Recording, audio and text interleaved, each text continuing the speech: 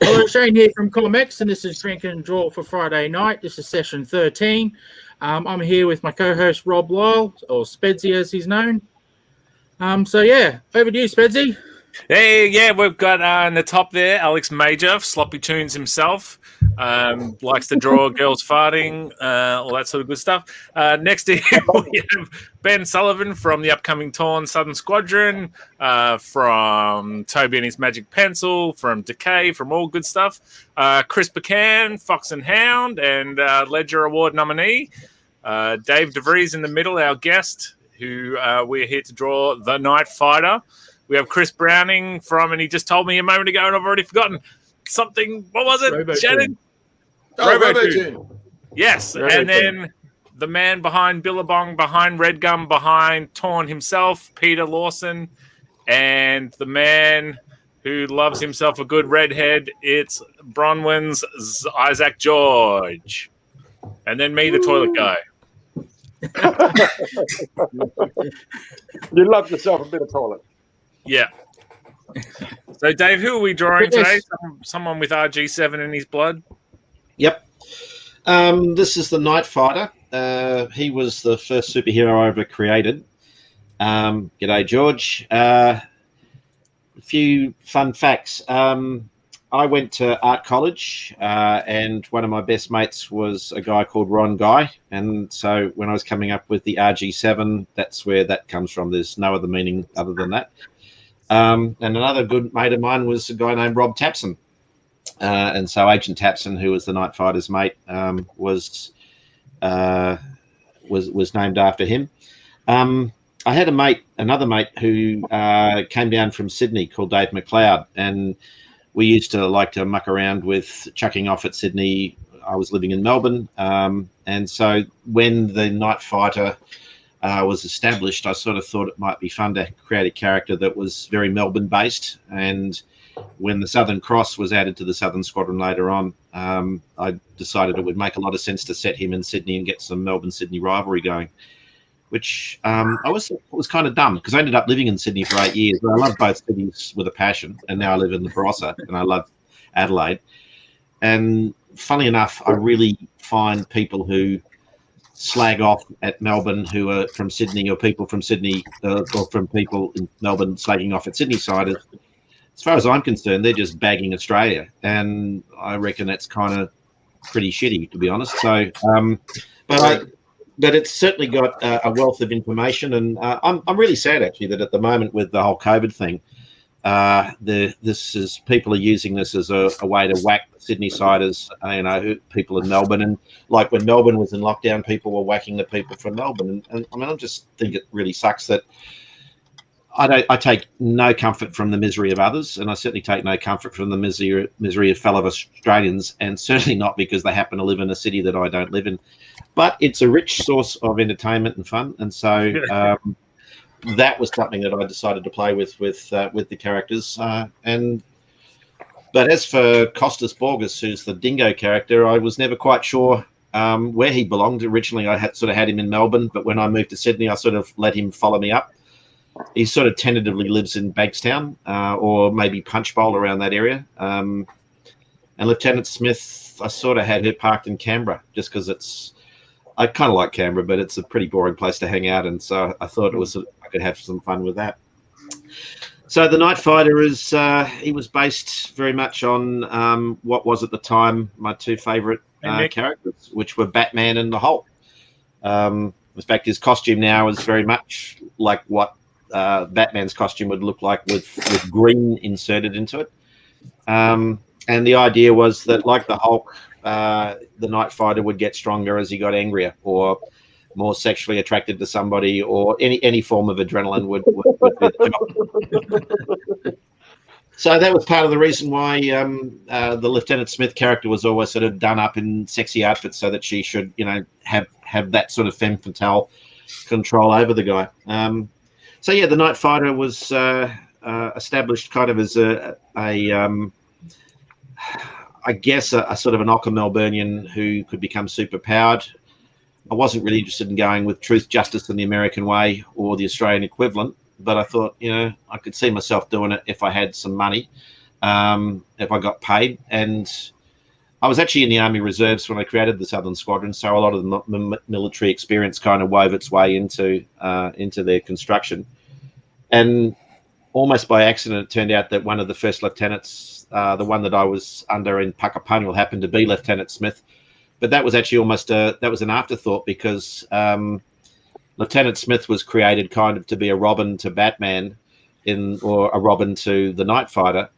But I found that I didn't want to do a guy, I wanted to do a female. And then I thought it might be more fun if Robin was the boss. So I made Lieutenant Smith the boss. And then I thought, that would really piss the Nightfighter off. And I thought, well, that should give some good fun. And somewhere in there, I decided in their backstory that they'd had sex and that hadn't ended well. So that was sort of the birth of them. And then I got on a roll, and literally within the next 2 or 3 days, I decided to create the Southern Cross. And I always loved the Fantastic Four, and I thought that the 3 characters on their own wouldn't work, but maybe a 4th one. And so I looked at the Fantastic Four, and I thought, okay, well, I've got a muscly character, I've got a female, I've got a flying character, I need a monster. And so that was the idea with the dingo. And I decided that in the inner city Melbourne, where the Greek and Italian and Yugoslav community were pretty well represented, I sort of felt that I wanted to see that also woven into the fabric. And of course, Lieutenant Smith just retained the role of the leader. I found out later, literally about 15 years later, that Lieutenant Smith was the first female superhero to lead a superhero team in an action role. I think Storm in the X-Men was made leader of the X-Men in 1984, but Lieutenant Smith had managed that feat in 1983. I think there had been. I have heard that Saturn Girl in the Justice League in the future, she was in fact the leader of. Yeah, she was the Legion of the Superheroes for a while, but I was reading about this in some article about women in comics, but it was regarded as kind of a titular role because she sort of stayed back at the base while the boys went out and did all the action hero stuff. She didn't sort of put herself in the firing line. So Lieutenant Smith is sort of the first action female character that actually led a superhero team, to the best of my knowledge, worldwide. So it's very hard to talk about the Nightfighter without talking about his relationship with Lieutenant Smith, and I guess with the other characters, because I don't know if the character would stand up on his own and his own title, but he was never designed to do that. It was always to have the 4 characters working closely together. But I guess he's sort of, at the moment, I guess Lieutenant Smith's my favorite character, but the Nightfighter is always going to have a very soft spot in my heart, simply because he was the first to do it. He was the first character. Have you found any challenges? These are characters you've been writing for a long time. Has your approach changed since when you first wrote them to now? Like, have they changed with the times, or has the times changed them, sort of thing? Or is it just they're much the same? I'm not sure. I mean, when you and I were working on the Southern Squadron Torn crossover, I actually didn't go back and reread the old stuff. I just kind of, I guess, went from memory. I did a little bit of research, but once we'd finished writing it, I then went back and read some of the old stories, and I was really surprised. It was almost like, literally, in some cases, I was reading them for the first time in a quarter of a century. Yeah. That's and I was rather surprised at just how consistent they were with the new approach. Cool.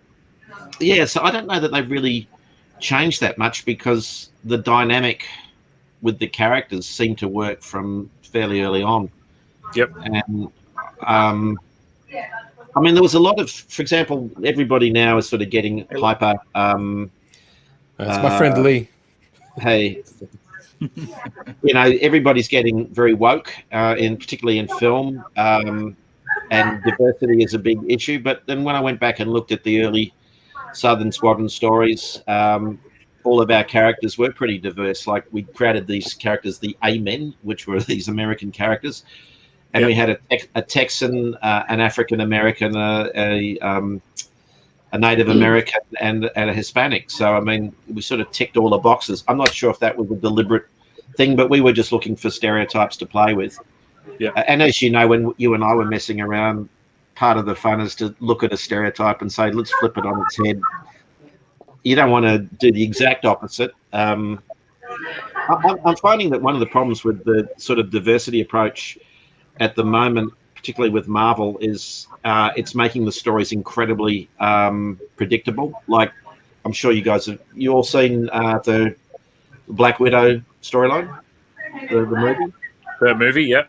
No, I Yeah. haven't. Well, I mean, if you want to know who the villains are, that's the guys. Very simple. So if there's a male in the story, you can be sure that they're going to be bad or foolish. And if there's a female villain in the story, she's either secretly a goodie or she will become a goodie before the story is over. And I kind of get why this is being done, but it's being done in a very kind of ham-fisted manner and becoming a little bit kind of predictable. I would just like to see occasionally now, a guy who's just really nice and a woman who's just a total bitch. Sometimes, women can be just as horrible as men and men can be just as nice as women. But at the moment, we seem to be working our way through this particular pendulum swing. So another good example of that. Everybody's That's Maleficent. They couldn't Sorry? even keep Maleficent. When Disney did the live action Maleficent, Hey, they Pete. couldn't even keep her a villain. Peter. Oh, I agree. It's crazy. And I'm like, Loki, I was just kill the exceedingly kid. disappointed. Yeah.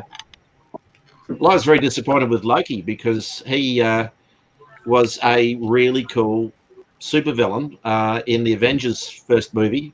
And if we pretend for a minute that the Loki series is, a direct continuation of that storyline, he sort of gets emasculated by the writers incredibly quickly. It goes from being a really dangerous, really sort of scary character into a bit part player in his own series. And I thought that was really disappointing. And so the Sylvie character I found really interesting.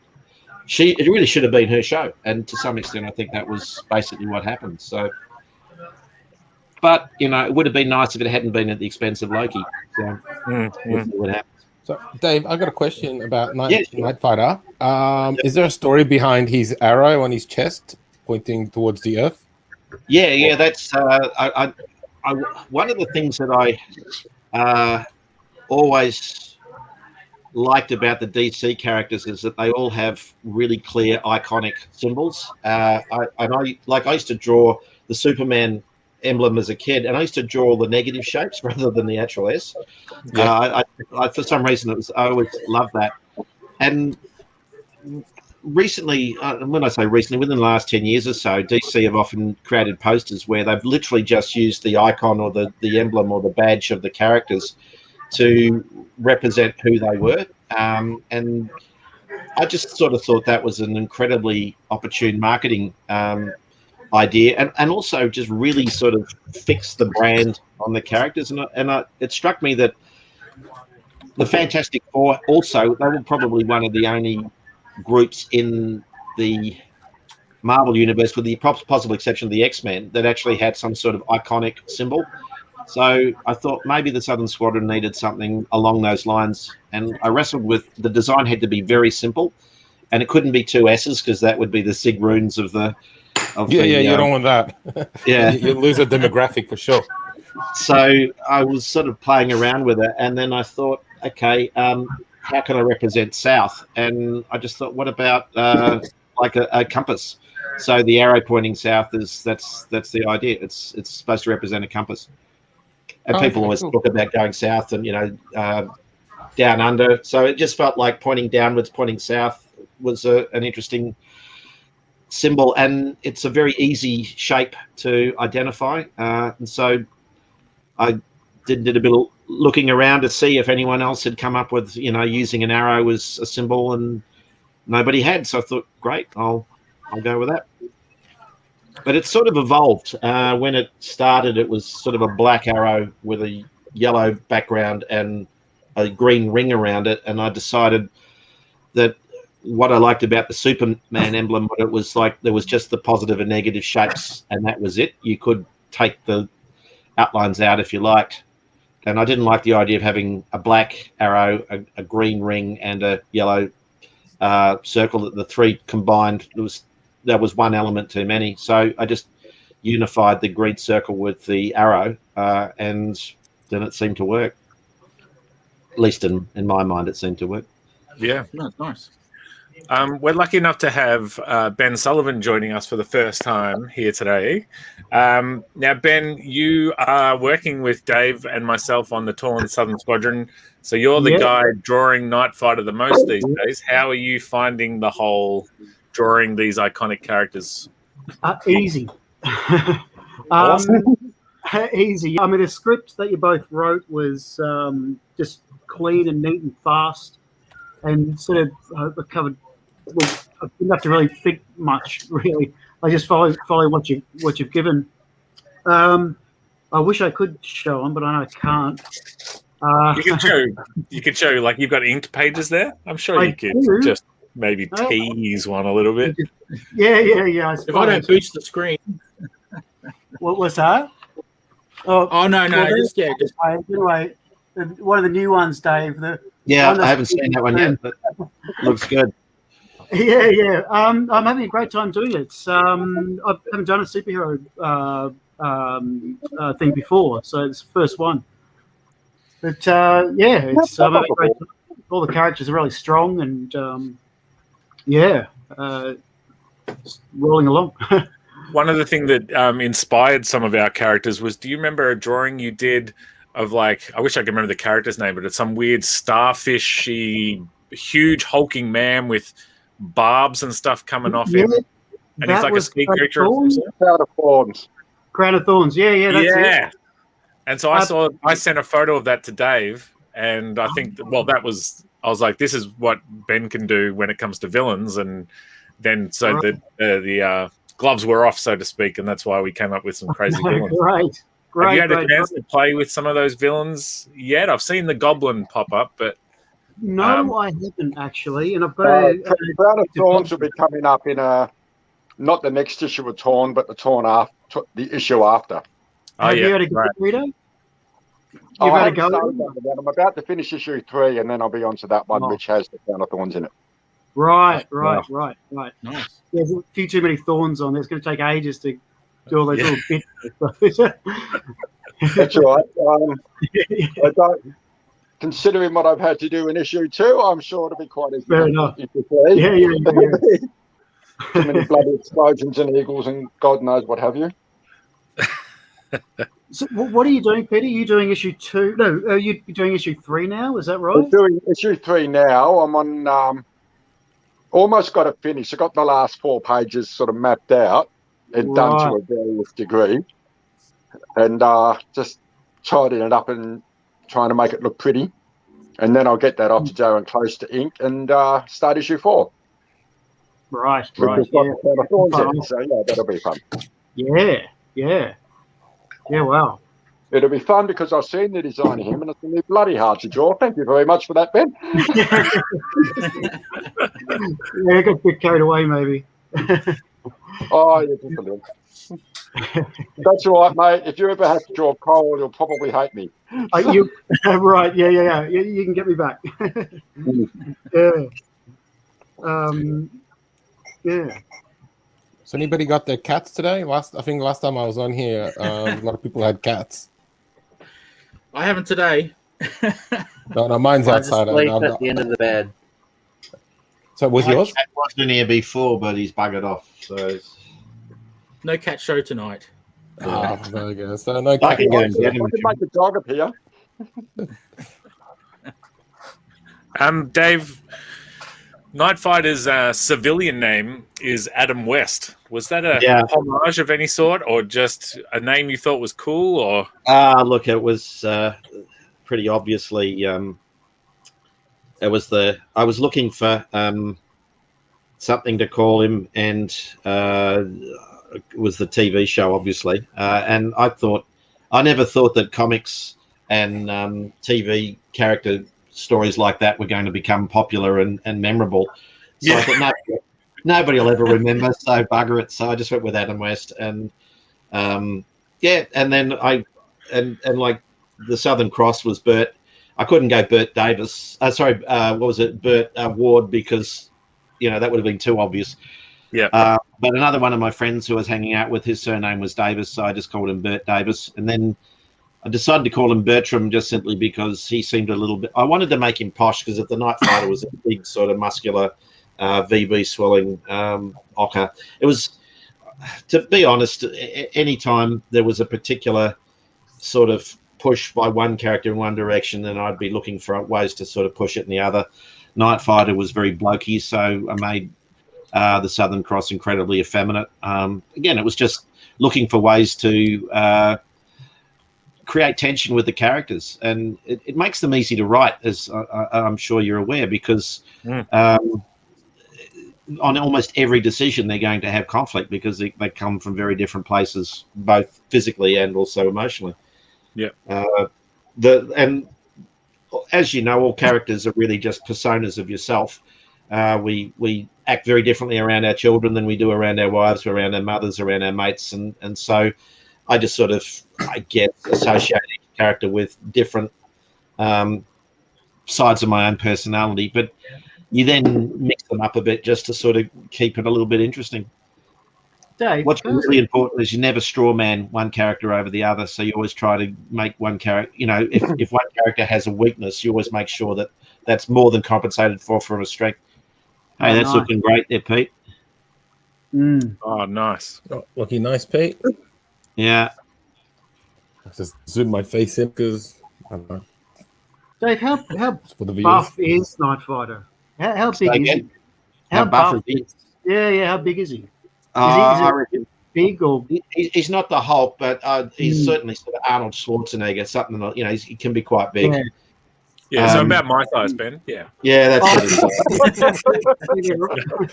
it. So Dave, you were saying about Nightfighter being a Melburnian. Like, what specifically Melburnian stuff about him? Like, does he drink a lot of specialty coffees, listen to indie music? That's great, Zach. Yeah. Gotta write that in. Well, growing up in Melbourne, Melbourne was very much MCG sport. It's certainly probably not so much now. The sports events are in Melbourne. Yeah, but in its day, it was the sports capital of Australia. Most of the major sports. And when you look at it, I mean, how many cities in the world have like a Formula One race and like a Grand Slam event and like the MCG? There are very few codes of sport where you actually have every grand final played in one venue. The MCG hosts, like most of the American football grounds, only host about 50,000. The MCG is close to the ton. It's had their own Olympics now. That Sydney's obviously got that too, and Brisbane, so that'll be interesting. But yeah, that sporty thing. I think Melbourne had a bit of a chip on its shoulder when I was writing this about the fact that Sydney was kind of seen as the most important city in the country. So there was an element of that about it. The migrant thing was really strong. Growing up in the inner city, again, Greeks, Italians, Yugoslav people, the wogs out of work. Comedy was a big part of Melbourne. Most of the comedy night spots and live music. Countdown grew out of Melbourne. So I never really saw Melbourne as much of a latte thing. It was more, I don't know. It was. So where does the latte thing come from? Because I don't know. I left Melbourne long before that. Everybody's very proud of the coffee here, and it's like it's good, but there's more stuff about Australia than coffee. Well, yeah, I don't know. It's interesting because again, South Australia, particularly Adelaide, tends to get a bad rap, but I reckon the cafes and the restaurants here are at least as good. And to be honest, I think the average palate of the average South Australian in terms of wine drinking is superior because this is a wine culture.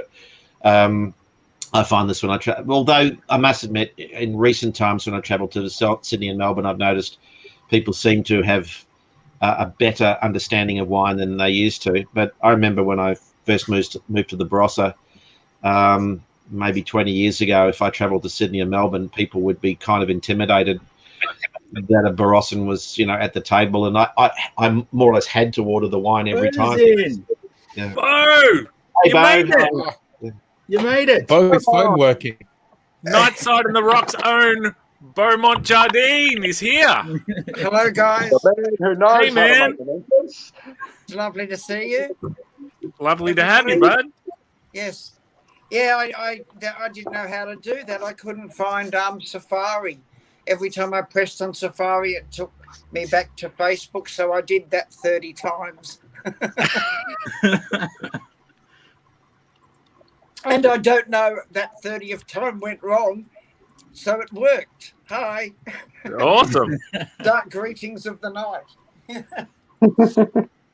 Now you're no stranger to drawing Nightfighter, are you? No, and I'm drawing my Nightfighter because I need I have to do 3 covers, so I finished the comic, but I've got to do 3 covers, and so I need to draw a picture of mine. Mine looks like his mine's just more rock and roll. He's got a goat's hoof, hoof. He's got a goat's hoof, and he's bigger, like the Hulk. Yeah, and yeah. So I in the comic, as you know, I made them all into monsters, except for Jackaroo and Nightside and the dingo. The dingo, I didn't change much. I made him run on all 4s. That's all. But no, they made him into all monsters. So yeah, fun stuff. Yeah.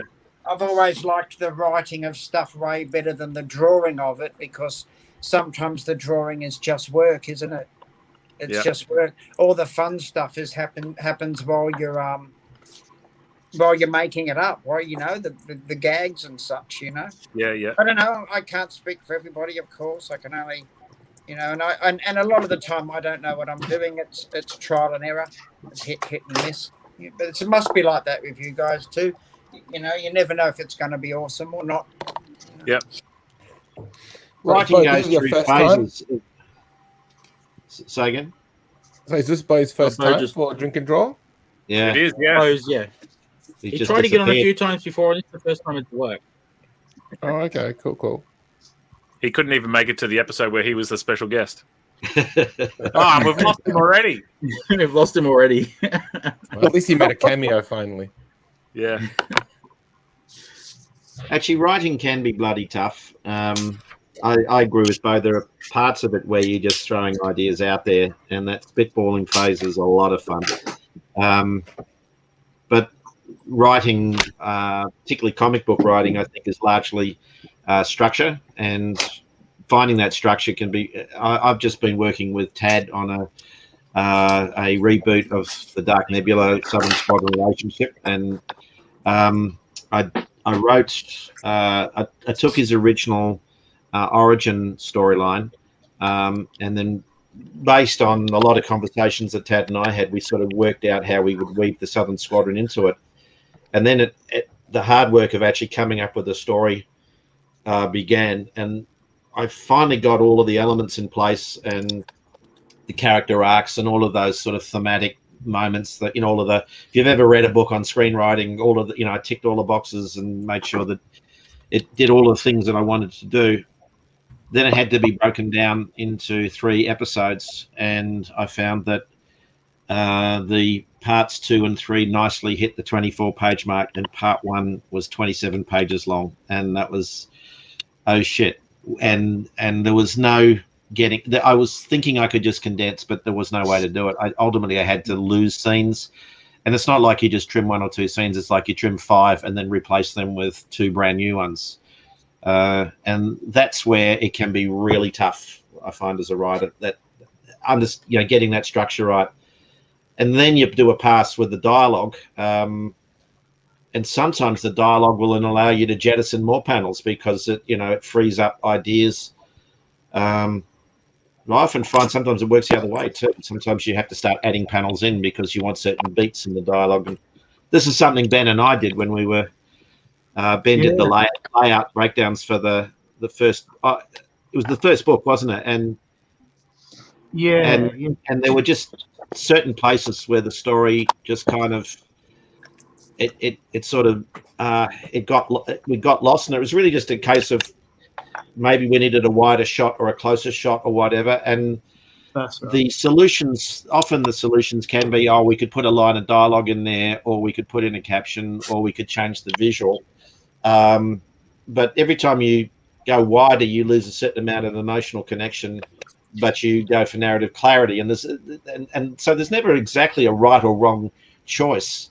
It really comes down to what flows the story. But Ben was really brilliant at just sort of taking it and saying, no, I want this to work visually. You know, we don't want to use dialogue as a band-aid if need be. And the second pass, what you change about 8 panels, something like that? It wasn't a lot. I think it wasn't much at all. It's about that, probably maybe less, but one in particular we sort of got stuck up on. But but they made all the difference, you know. And when they were changed, you just went, "Yep, that you know." And suddenly the other panels worked better than they did before, you know. So, have you thought of changing any dialogue with pages done? I mean, the only thing I've done is I've moved the balloons around so that they're as unobtrusive as possible. I don't like word balloons getting in the way of the image. I tend to shove them into the corners unless but sometimes you want the eye to guide through the panel. You might put the balloon in a graphically significant spot, but more often than not, if you can avoid that and let the visual carry the eye through, I prefer that. So I think the trick there is you put them in early as well. You put those balloons in a very early stage so we could see how it's flow first and foremost. Yeah. We did have one, like Torn was quipping where in a moment where he was serious, then he quipped, and then he went back to serious, and it kind of felt a little jarring. Where was listen for a sec, Shane. I keep getting thrown into backstage and have to go in again. Does everyone else have to do that? No, it's just it must be something to do with your connection. Oh, it's not because I can see you both. I'll keep bringing you back in. It's okay. It better not be because I'm Jewish. No. No, we already had that joke. Sorry, I just had to butt in because I don't know. No, that's all right. Yeah, it's a shit backstage area. There's not one groupie. There's no snacks either. I wanted my color-coded M&Ms. Yeah, the plate of cold meats has gone weird. It's gone warm. Yeah, it's gone lukewarm. I actually played a show that there was a platter of cold meats backstage, and it was like, oh, that's all warm. But then when you come off stage later and you're half drunk and you're starving, you're like, let's chat out on some off cold meat. Yeah, it was good times. Yeah, I agree with George. That's my cold meat. Sorry, guys. I agree with what George just posted up a second ago, that the balloons, I actually think even Marvel and DC sometimes get them wrong. The rule is it's left to right, up to down, and you should never have a balloon in the top right and the bottom left at the same time, because it's really, which one do you read first? And when I say that, it's rare that you have them banged in the corner, but it's quite common to see a balloon sort of up and to the right of another one, and you find yourself saying, which way do I have to read it? If I'm lost as to which order the balloons have to be read, to me that's like watching the set wobble on a film. It just knocks me out of the story. And that's why people say they don't understand how to read comics, because if you muck that up, you don't know where to go next, and it will blow your story. Yeah, totally. And this is one of the things where because I teach film at uni, but we're actually starting to teach comics as well, which is really cool. And one of the issues I sort of explain to the students is that screen direction, you should never cross the 180 degree line. So you should always, if one character's looking left to right, the other one should be looking right to left. And Ben and I have had this discussion. We're just sort of talking about it in sort of almost philosophical terms. But with comics, it's a little more complicated than that, because you don't want the eye to be led off the page. And so there are times when you want the right-hand panels to direct the eye to the left-hand side of the next line. In film, you don't have that issue. Likewise, in film, the character who's on the right-hand side of the frame can speak first, and that doesn't create a problem about where to put the word balloons because there are no word balloons to place. So there's a lot of, I think there's a lot more science to the layout of a comic than there is actually to the layout of a movie, because you've got these, you've got the layout of the page, which is sort of like a meta element over and above just, you know, what's going on within the panel itself. And then the word balloons are a graphic element again, in a way that you just don't get in movies. So, and there's that thing, Dave, where you're going always, if you can, from left to right. The character goes towards the last page, and sometimes you can change that, but usually they're going towards the last page. Yeah. Yeah, it can get pretty interesting. And then the other one, of course, is in a movie you don't necessarily get the reveal of what's coming next. Yes. So with a comic, when you open the page up and you turn to the left-hand page, you're seeing the right-hand page. Oh, that's nice. Oh, nice work, Zach. Good. Yeah. Cool. So it becomes an issue. You know, it's like, and I remember when we were doing the Phantom, we wanted a double-page spread with his car was being flipped over, and you have to say, okay, well, where is that going to land in the story? And then I better make bloody sure that this is on the left, right, facing. You know, you can get yourself into a lot of trouble. And you know, when you turn the page. And you want the big reveal to be, it can't be on the right-hand page because people see that before they've read the left one, you know. So you turn the page, the third page can be the reveal. Yeah. And the fifth page, you can't do it on that page, can you? We used to cheat with Cyclone. We just stick an if we got the page count wrong, we just stick an ad in there somewhere. Which is what Marvel and DC did, so that was fine. Yeah. Actually, yeah, like the whole trying to save something for the next page. I mean, that's something I've always kind of struggled with a lot. And a lot of my comics, I've always had just this meanwhile page where you cut to something else that's not immediately happening in the story. And that page, it doesn't have a page number. It has a floating page, and you know you're going to insert that in somewhere just so you make sure you get that page count. Yeah. Go working the way you want it to work. Dave, speaking of movies, forgive me if I'm wrong with this. Were you involved with a film called Camilla Hyde? Yeah. I was the director of that. Ah, yeah. I saw that. I was living with. Do you remember the Scars? Steve Carter and Antoinette Ryder? Yeah, I was living with them for a while, and they had a copy, and I got to watch that there. Okay. I was really impressed by it. I really was. Thank you. You see, you did a lot with a low budget.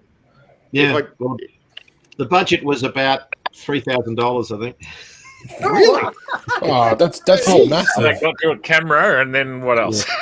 People spend more. That was the consumable. No, I think the budget was probably there were four producers, and three of us kicked in $3,000 each, and one of them kicked in $1,000. So it was about $10,000 all up. Yeah. Oh wow. It's about as much as. Oh no, that's like 1/3 of Clerks, and that's a Hollywood film. Yeah, it was just. It's amazing what you can do, you know. So, yeah, I've known Ant and Steve. If you're determined to. I've known Ant and Steve for a very long time. Steve, of course, I knew since when I met Bo, which goes back to probably '85. Where did you and Bo meet? Oh, we just lost him. Bo was part of the Oz Comics crowd that we were working on Oz Comics and then developing ideas for Fantastique. And at the same time that happened, Gary Challoner got in touch with the Oz Comics crowd and wanted to... so Cyclone kind of grew. What we were doing was we were working on a book which was going to be called Sunburn. This was the Oz Comics people. And the idea was that we would have a sub. It was going to be an anthology, but to give it some sort of structure and unity, we'd pick a theme or an idea, and then everybody would draw to that. So the first one was going to be called On the Road, and so Steve did a horror story called Meals on Wheels, and where zombies were, or monsters or whatever, were laying traps for people driving through the country. And Des did one which was sort of a sci-fi thing where a guy was turned into a car. And then I did a Nightfighter and Lieutenant Smith at the drive-in story. And Gary Challoner met us all at that time, liked what we were doing. And so the original idea for what became Cyclone, which was then called, I think it was Adventure Illustrated, was that there would be it wasn't actually the Jackaroo, it was a character called Harry Patterson, Harry and the New Heroes, but then the Jackaroo kind of took that over. And Flash Domingo kind of wove his way into that one as well. There was that one. Alex knows Flash Domingo, don't you, Alex? Yeah. Yeah, it's a duck thing, right? Duck thing, yeah. Well, Gary's not going to want to talk to me again. Shots fired. Shots fired. I used to fuck around with the duck thing in the Southern Squadron. We had them for about 3 stories. Flash joined the squadron, and they would crack lines like "Can a duck swim?" and that sort of stuff. Just really pissing him off. But yeah, so there was that, and then there was Glenn was working with Tad on the Dark Nebula, and then they were also working together on a character called the Southern Cross, which was a 1940s Golden Age character. And then when they realised that the Southern Squadron already had a Southern Cross, they said, "Oh, maybe we should call him the Southern Star." And I said, "Oh, come on, it's like one's in the 40s, one's in the 80s. No one's going to get mixed up with that." Awesome. So we actually said, why don't we, and we actually eventually did do this, let's do a story where there are these parallel storylines, one happening in the 40s, one happening in the 80s, and, there will be somehow, and we didn't do a time travel thing, it was going to be like, the way we did it was that the villain in the modern version was going a little bit nuts, and he was reliving his adventure with the old Southern Cross and thinking he was back in the past when he was really in the present. With the new Southern Cross. So that was a fun story. It was, what was it? I think it was number 13. And so the original idea was you'd have Jackaroo, what ultimately came to the Jackaroo storyline, and the Dark Nebula, and the Southern Cross, and then there would be a 4th one. And the 4th one was going to be rotated between me, Des, and Steve. So I would do the Southern Squadron for the first one, then Des would do a story, and then Steve would do a story. And because the Nightfighter Lieutenant Smith story was just the 2 of them, they actually said, could you come up with something new, which showed the whole team, So I said, yeah, happy to do that. Meanwhile, Frank McConaughey managed to land a grant from the state government for, I think it was 25,000. In today's money, it'd be like about 100 and maybe 100,000, 120 something. It's a lot of money. So Steve, Des, and Frank went 1/3 sort of partnership in that, but I was sort of like the 4th silent partner. So if you ever look at any of the old news stories, I'm sort of in there because Des didn't like getting in front of the camera. I'm never really quite so squeamish. So they ended up not really doing much in Cyclone, but there is some evidence of it. In Cyclone number 2, there's a story called End of the Ghoul, which is a Steve Carter story. Glenn did a story with me for, I think it was Fantastic 2, which was called The Bog Beast, which was done in that old, Plagu, Gormu type, 1950s horror stuff that was quite popular that Kirby would do. And so Gary then said, then we had that Richard Ray convention, which happened at the start of 85, 86, 85, 86, 86, which was where we re-released Cyclone number 1 as the smaller superhero format book rather than the bigger one. And number 2 came out at the same time. And because Steve and Des are working on Fantastique in preparation for that, that's looking great. Excellent. Awesome, Peter. Oh, it's looking really good. That's lovely. Yeah, so because we were doing that, they were doing that, Gary said, can you come up with another, it was just a short story, a 4-pager for Cyclone number 2 of the Southern Squadron. And then after that, the Southern Squadron finally by book 3 actually took over as being like the fourth title within the book.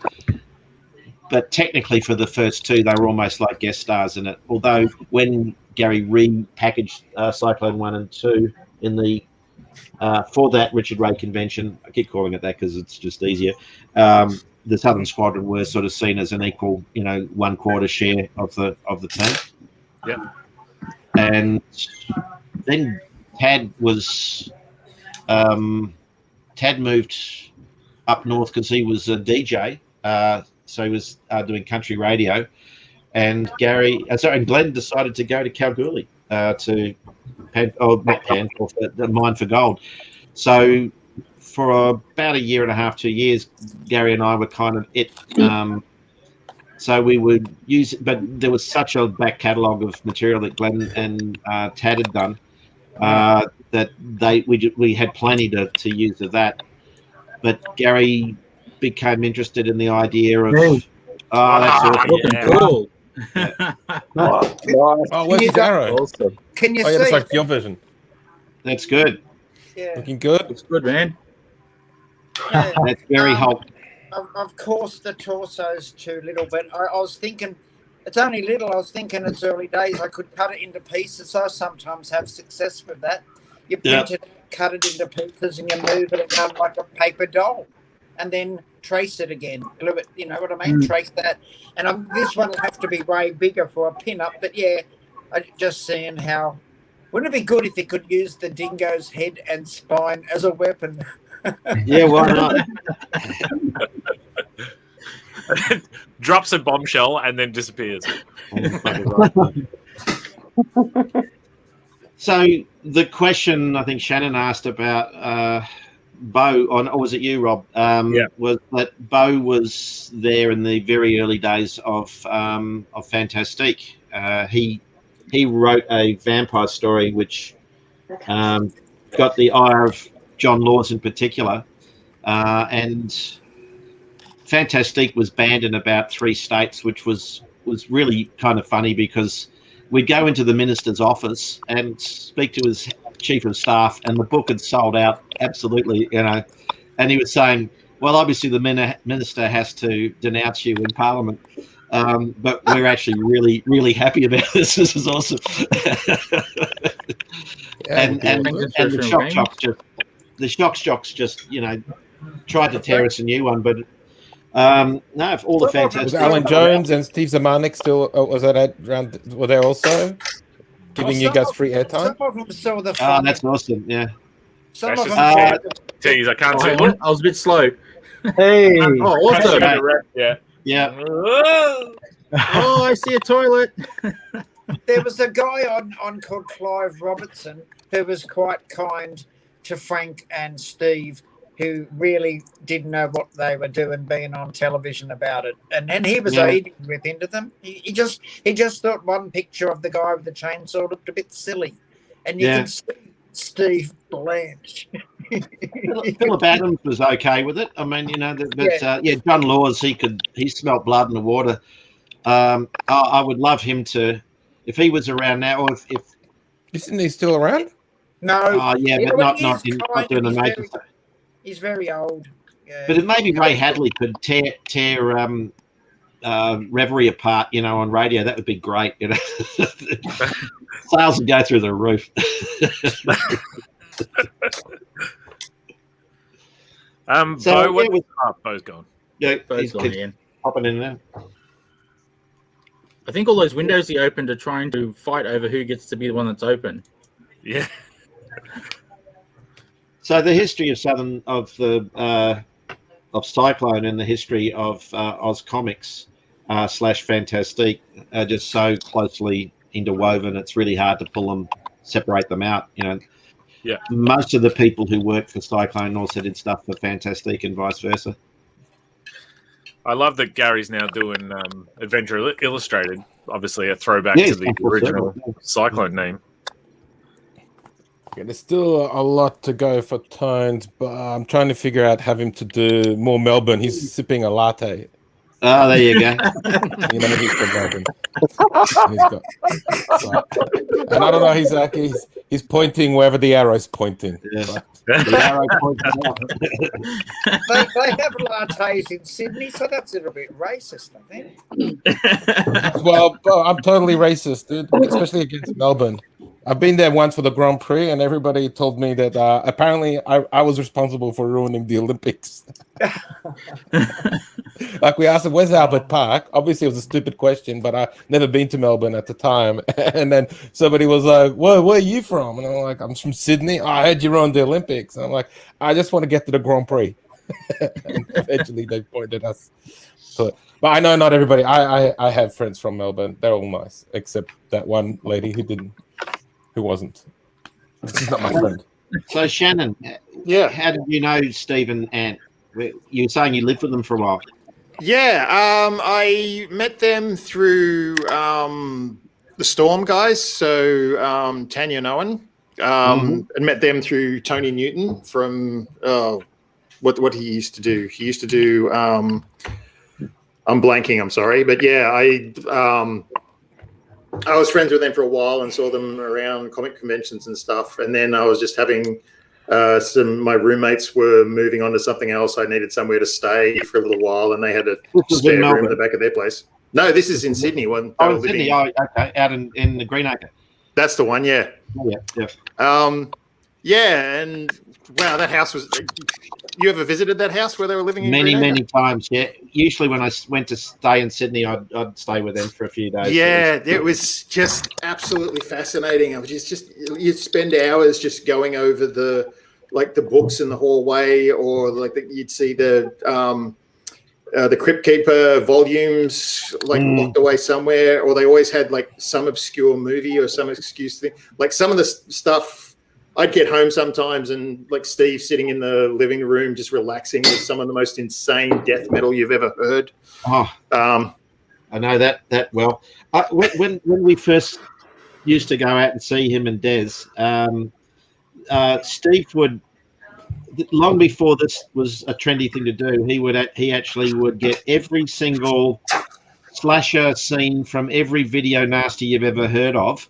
And he would just cut out all the story and just put end-to-end violence onto 3-hour tapes, and you just sit there all night just slowly becoming numb. And I was the sort of person, I'd white knuckle most horror films prior to that, but after, it's a bit like when you go to art college and you see your first naked lady, it's all very exciting, but after a while it's you just sort of tune out and be. Yeah, so what are you doing here, Mum? What are you doing? Yeah, it's just wallpaper. Someone's got to pay for art school. I thought you worked as a secretary. Yeah, but Steve was like that. He would just. This was just. It was on just constantly, and so there are many horror films where I'm intimate with all the murders, but not so much with the story. They wanted to get into they wrote a lot of screenplays for film. Yeah. And they were constantly trying to get them they're bloody produced. good too. I've read more than a few of them. They're very good. Yeah. Yeah, I've read a bunch. Like my personal favorite, there was one called Curse of the Swampies, which I really liked. But they did give me one point asked, can you read this? And because we got a guy who wants to produce it, and do you want to be involved in it? And I've read it, and I said, guys, this is the type of script that gets you assassinated. It was just, I don't actually want to talk about some of the subject matter in it, but I made it all the way through, and I was just thinking, was that the one with the three guys who held up a yes, dressed as burkas and that? Yeah, I worked on that with them and actually helped them put the structure together, and I actually thought that it was a really interesting story, but pretty nasty. It was. They were really good at tapping into the very dark side of humanity. The very yeah. It's just they're a fascinating pair of people. They really were. It's not someone you could really just sit around and chill with, but you could have some really fascinating conversations. So many times I would go to parties and they would be there. And you'd go outside and get stuck into some sort of philosophical debate with Steve, and that's the end of the party because you just spend 4 or 5 hours out there talking to him, and it's feel like 10 minutes. No, he's a really, really intelligent man, and an original. He's a character. Yeah, their world building was always amazing. The imagination behind their ideas was staggering, and they kind of went out their way to piss people off and offend and shock, but somehow did it in a way where it was legitimate. It wasn't gratuitous. It totally worked, and it forced you to think about the human experience, and I thought that was really clever. But it also was I can see why they could upset mainstream editors, because it wasn't for the faint of heart, but really really clever stuff, and they would not compromise at all. No, that was a big thing. Like, so many of their stories, they tell you stories of places they worked or who they worked for and that sort of thing, and like the reason they left when every single story was it came down to a fight. They said, like, the editor would say, do it this way. They say, no, we're doing it our way. And if it came down to an argument between that, they would walk. It's like, it's our way or we don't do it. I could see them doing a TV series based on their work, or somebody doing a TV series based on their work, but it would be difficult to do because it would have it'd be incredibly controversial. It'd be one of those things that there wouldn't be a uni student in the world that wouldn't watch it at least once just so that they were in the loop.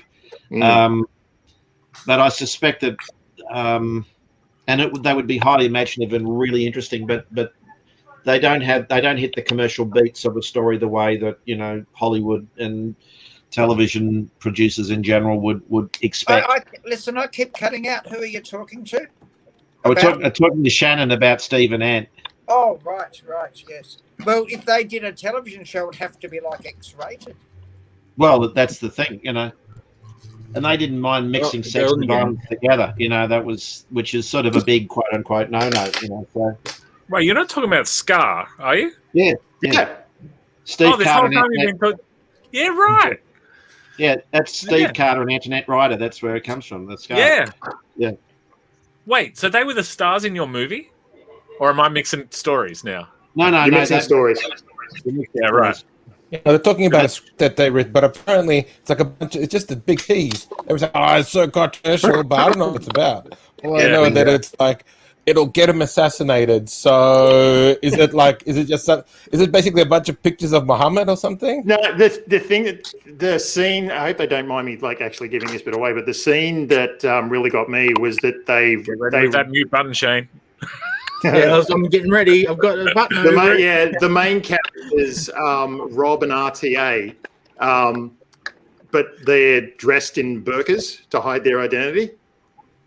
Oh, okay. So those have Muslims in it, like something. No, there weren't Muslims in it. They were three white kids, but they were in a Muslim community. But to disguise themselves, to sneak into the RTA and to disguise themselves so they could rob it.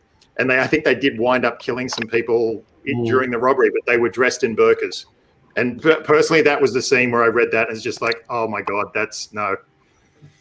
The characters were completely amoral psychopaths.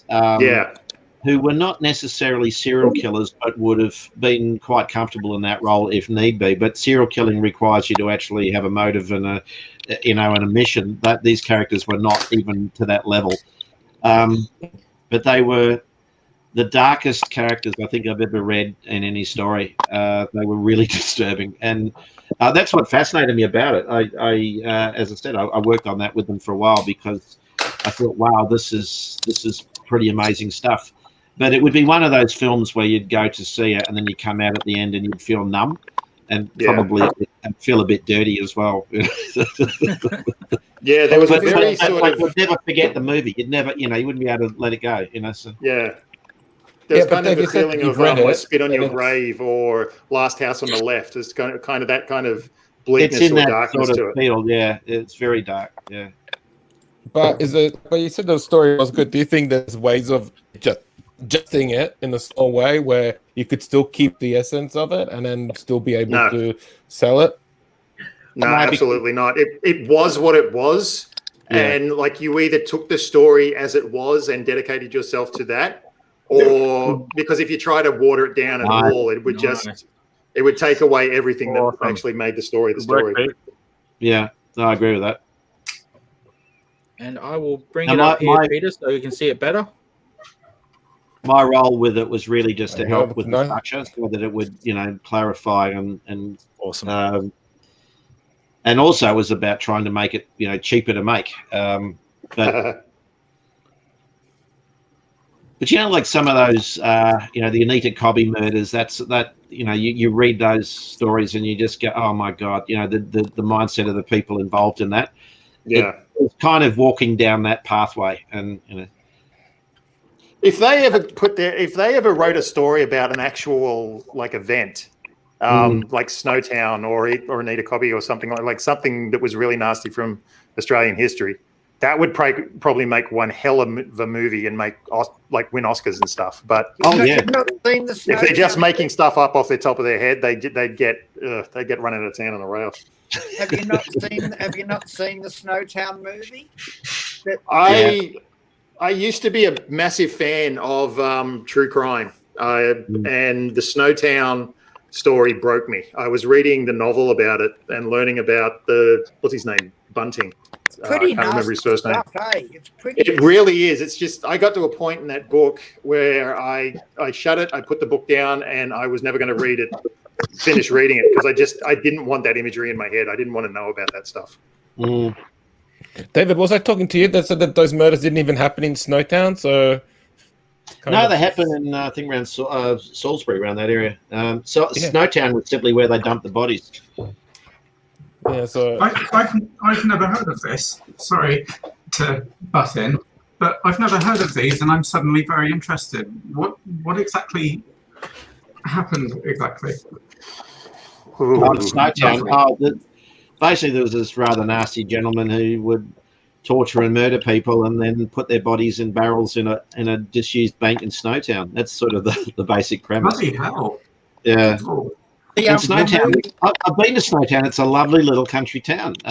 It doesn't deserve the reputation it's got, but I saw that movie and it just left me cold all night. Do you know what I mean? There really are people like that. There are appallingly violent people out there, and it was just to sort of look into their life. God, it was a heavy movie, Yeah.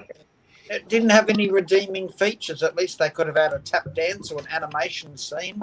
Yeah, I could have done some work. They could have said it to me. I would have done a dancing rabbit or a cat, and then fixed the movie.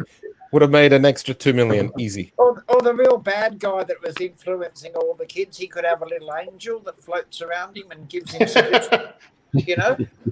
Just give him Jiminy Cricket on his shoulder, Yeah, well, they had this. There was this show I was watching on Netflix. Was called Happy. That's the kind of thing I meant, Jiminy Cricket. Yeah. Do you guys remember that show? It's based on a comic, a Vertigo comic. It was called Happy, and it's just like this crime fighting dude, pretty gruesome. But then he has his daughter's imaginary friend follow him around. Show. I've seen that 3 times. That's an excellent show. I think it's a Garth Ennis book. I keep meaning to watch it actually because it looks weird. No, it is. It's good. I liked it. What's it called? There's really kiddie sort of. And it's one of Garth's work. Maloney from SVU. It was Stabler in SVU. And is that one of Garth's stories? Yeah. I believe it is, yeah. Oh, okay. Or Warren Ellis. I always get Warren Ellis and Garth Ennis mixed up in my head. I just sent you mine, Shano. Okay, where to? Let's see if I can find you. No, it's Grant Morrison. Son of a gun. Which he's sort of in that, in that realm. I haven't seen Garth for a very long time. There you are.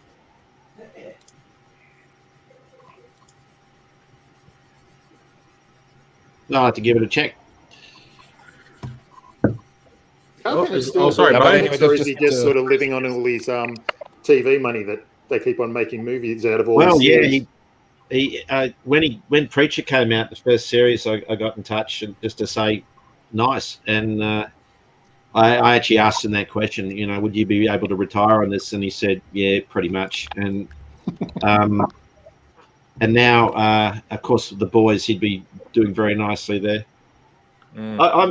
They're actually repackaging this story I did DC, which was the Captain Boomerang thing I did for Suicide Squad.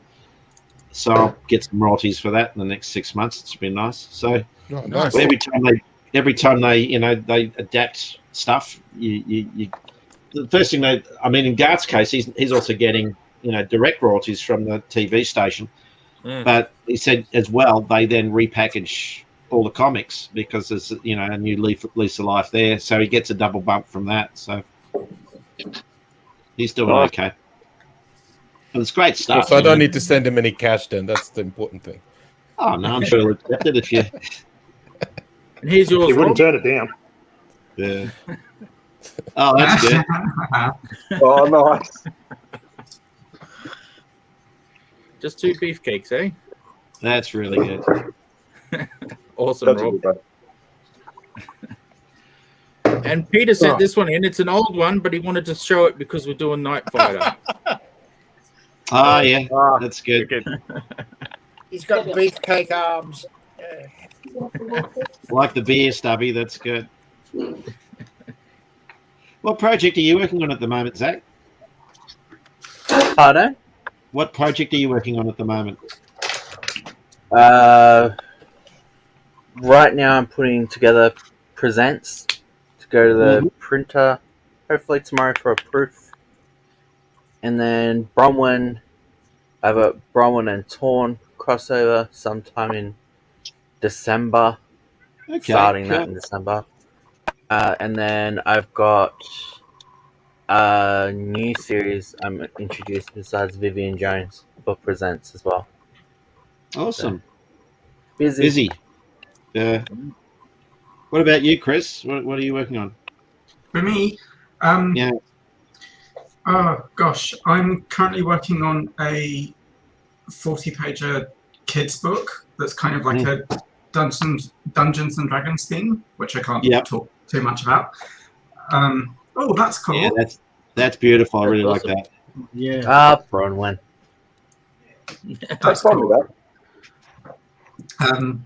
But yeah, other than that, I've got like a lot of graphic novels and a lot of upcoming, short stories with Nicole. Also got to finish off Fox and Hound as well. So busy. Nice. I like that. Pre-order that. That's on pre-order currently. Yeah. Oh, awesome. Where can people go to get that, Zach? I didn't even know. Just to my Facebook. Or if they want to copy your cover, just go through you. Okay. So is there any rumors about, or has it been announced? I don't know, about the drink and draw book you're putting together? That's just for everyone who participates in the group. It won't be sold. Oh. You just have to pay for the printing of your own copy. Okay, cool. No worries. That's awesome, bro. But I'll probably just give everyone a digital copy. Now, Bo, what do you call the Nightfighter in your story?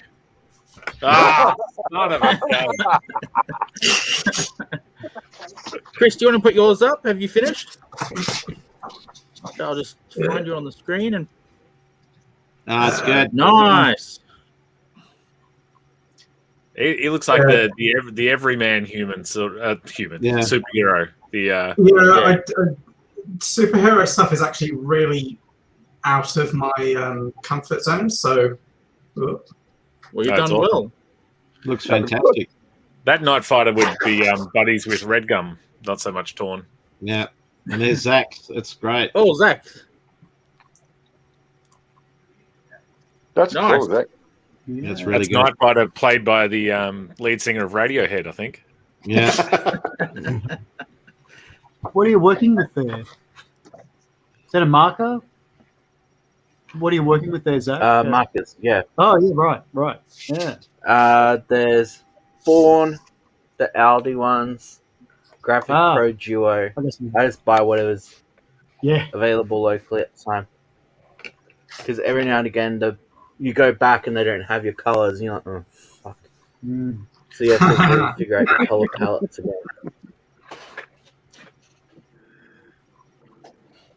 So who else are we waiting on? Oh, Alex Me. and Ben, and there goes Bo again, and Shannon. Mine's almost done. Just need to just small touch up. So I'm gonna. There we go. Nice. See it? It looks blurry. I don't know. It looks like my MacBook Pro camera is rubbish. Yeah. I don't know. It's just Oh, focusing yeah. somewhere else by the looks of it. Yeah. Focus. Does this help if I'm hide my face behind it? Yeah, That actually helps. it does That's help. awesome. Stop trying to focus on your face, I guess. Yeah. Who cares? Yeah. My face is the least interesting spot anyway. But the whole image is a Anyways, lot prettier. I'll put it. I'll quickly put it in the Facebook thing. So. Oh yeah, cool. Hang on, I'll bring that up so I can see it. Too many tabs open. I'm getting lost. Do we know if Dave Dye won a ledger yet? Oh yeah, Oh, that's starting soon, isn't it? Yeah. about half an hour ago. If I got the time right. As we Yeah, wind that's down, everybody, let's give me your top 5 robots from pop culture. Who would make up the top 5 robots from pop culture of all time? Atom Boy's one. Atom Boy and Boy has Starscream. to be one. Who? And Starscream. Starscream's Oh, a good one. The robot from Iron Lost in Giant. Space, surely.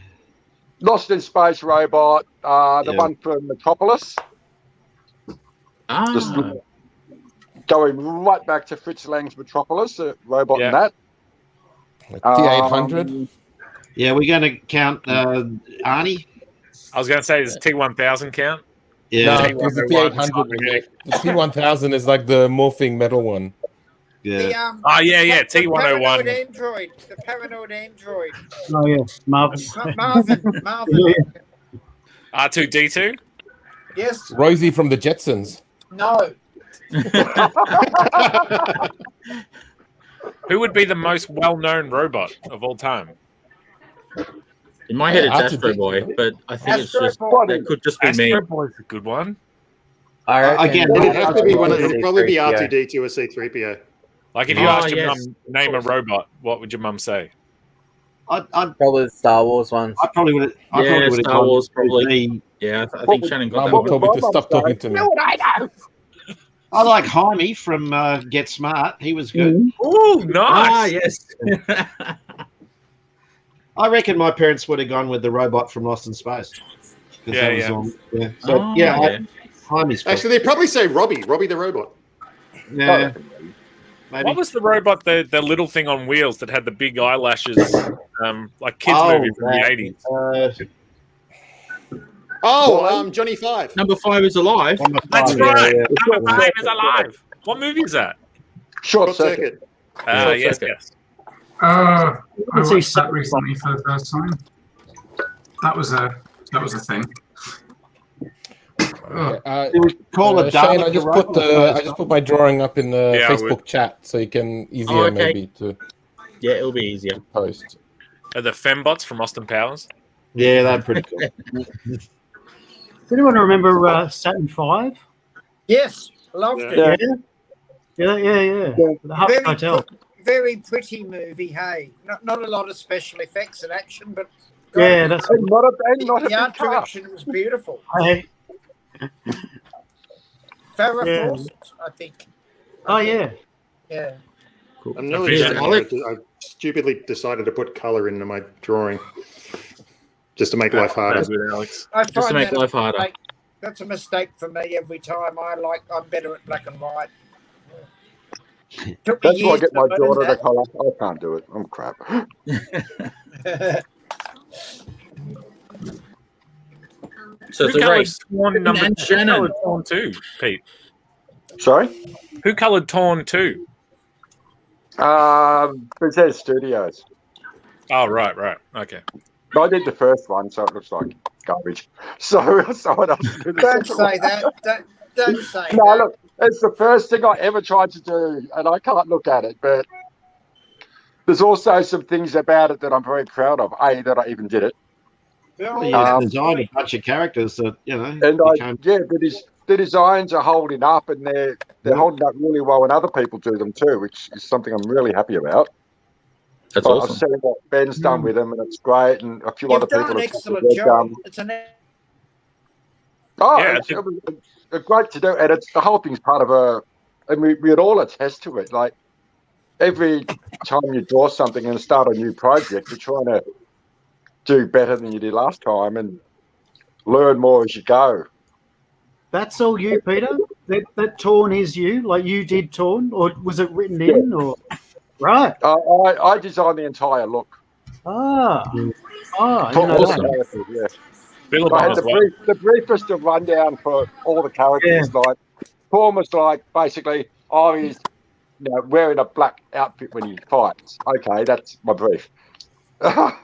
Right. About all they wanted to Billabong was the boob window. So I had to find a way to make that work that didn't look like a poor girl. Yeah, that's interesting. I got to put him. Red Gun was, he was designed by a 14-year-old kid. That was the brief. Of course. That was it, yeah. The Kane was the only one I really had any guidance on. The first design I had for him was basically just knocked on the head, quick, smart. I sort of thought doing a Jenny DeVito rip-off for Little Cane Toad Man, but they wanted him bigger and more imposing, so I had to go in a totally different direction. But it was good. It works that way too. He's big and he's scary, and it looks really good in the comic.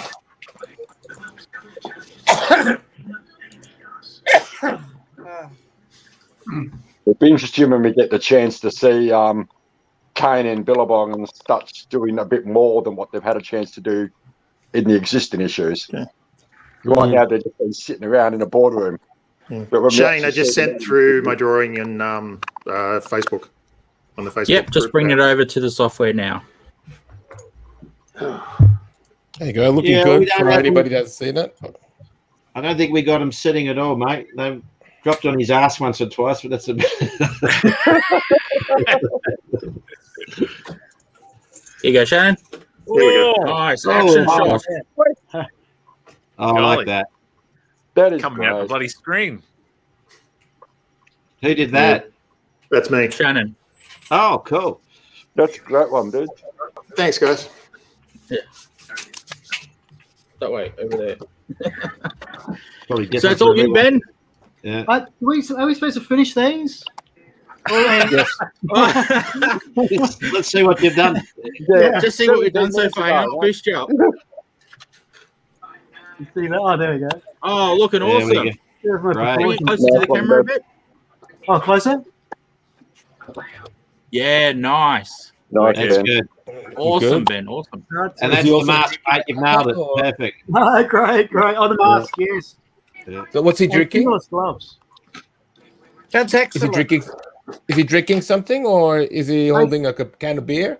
Crushing his beer, yeah. Oh, crushing his beer. Okay, Nice. so that's a real. It's getting a bit loose, but yeah. They used to be more impressive when they were metal. Yeah. It's My 5-year-old kid, my boy, crushes cans now, so it's not a huge feat for Nightfighter. Is it beer cans or just any cans? Yeah, well, I'm like, when you finish drinking them, crush them, make some room in the bin, mate. That's You don't on the head, you know. Yeah. Yeah, well, thanks everyone. That was awesome. No, I enjoyed that. Great, fantastic. That was a great Thank you time. for having me. I've spent more time in backstage, but tonight it's a bad but it worked tonight, so I'm elated, and I hope I can do it again. Yeah, Ben and Bo, please come back. We would love to have you more often. Thanks very much. Yeah, but I wouldn't have. It's easier to draw knowing you guys are all drawing. Do you know what I mean? It's easier to start and. Oh, you go. He was getting deep and meaningful too. Yeah, it's like when you have the radio on just to have someone else, just to have that sound that someone else exists in the world, not just me. I like the idea that we're drawing and so he's drawing, and you feel like you're not alone at your desk, and This is about as far as I can go outside of the house right now. So, Oh, fun stuff. All right. Well, Thanks, thank you to Non-Inspirational everybody. Gaming. all right. Thanks, George. Yeah, thanks for joining. Little session, come on. Well, thanks, everyone. Great drawings, great interpretations of Nightfighter. Very impressed. I'm sure Dave's loving them. I want to And, get copies of all of them. Yeah, we'll be chasing them up, me and Zach. Still waiting for a couple of Lieutenant Smith shots. From... Oh, yeah, we're still chasing those as well. Oh, we've got someone dropped out. Who was that? Peter. Peter, yeah. His camera was going all over the shop, so that's probably why. Yeah. Well, thank you, everyone. Thank you Thanks to very everyone much, who watched us instead of the Ledgers. Thank you very much for that. And everyone have a great night. Thank you very much. Go, I'll Dave. see you Go. later. Bring it home.